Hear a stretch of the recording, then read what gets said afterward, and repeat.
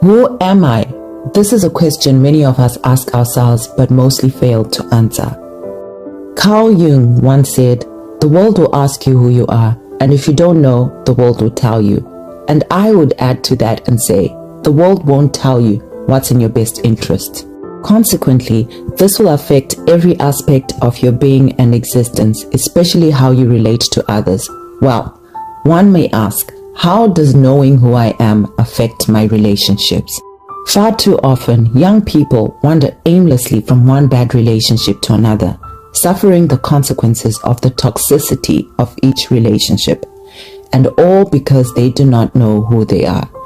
Sadly, once you enter the cycle of bad relationships, you inadvertently become a magnet, attracting the wrong partners. There is no shortage of stories of young men and women experiencing a series of bad relationships. They do this in the hopes of mysteriously stumbling onto the right person.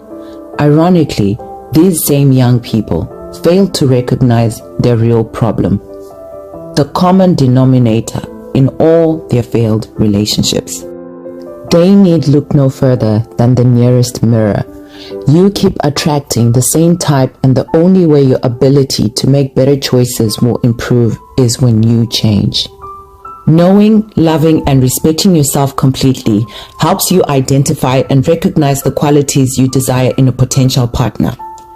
The better you know yourself, the easier it is to determine if your prospective partner fits your criteria. This saves you time. You're not going to be young forever, and it also spares you unnecessary emotional heartache from breakups down the road. Today, I will share 5 tips that can help you learn, love, and respect yourself more. Number 1, spending time getting to know yourself. Keep a journal and write down the things you enjoy, your strengths, and areas you need improvement. This helps with your self-reflection, which is something you need to do on a regular basis. Also, treat yourself to a night out and enjoy spending time alone. Try out new hobbies, get creative with it, because on the road to self-discovery, the only limit is your imagination. Number 2, actively take steps and time out to heal. It's no secret that hurt people hurt others, so don't jump from one relationship to the next without taking time to go through the healing process. After experiencing heartache, don't suppress your emotions and expect them to just go away without talking to a professional or getting help. After a breakup, as part of your reflection, ask yourself the following questions. How do I feel? Am I okay? Number 2, what do I need to do in this season to help me move on? Do I need therapy? Do I need to take time to grieve? And thirdly, what role did I play in the ending of my relationship? What can I do better in my next relationship? The third tip, let go and forgive yourself and your ex. Most times you can end a relationship and yet still be mentally attached to the person. Everything you touch, everywhere you go, the messages you read, the music you hear, all remind you of them. Let them go.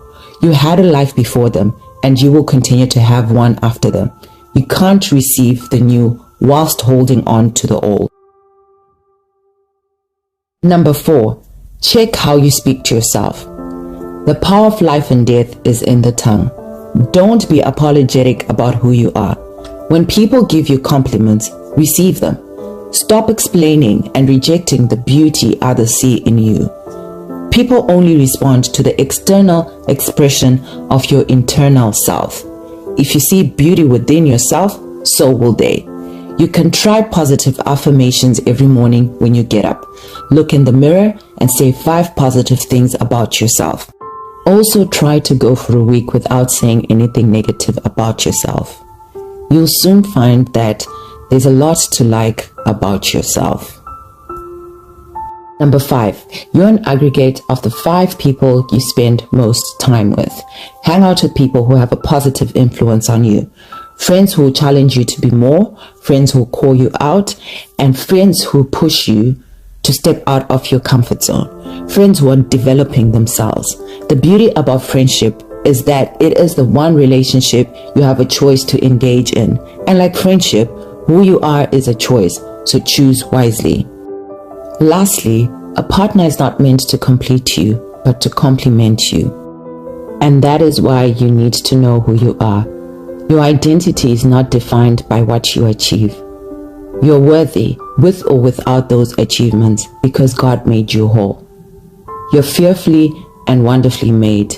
You're a masterpiece, but you have to believe it and stop settling for second best.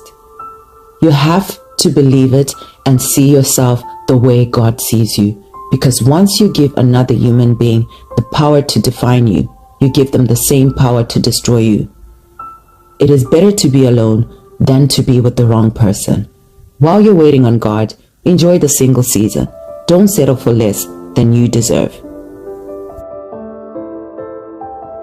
If you have enjoyed this video, don't forget to share, like, and subscribe to help us to reach other young people. Until next time, bye for now.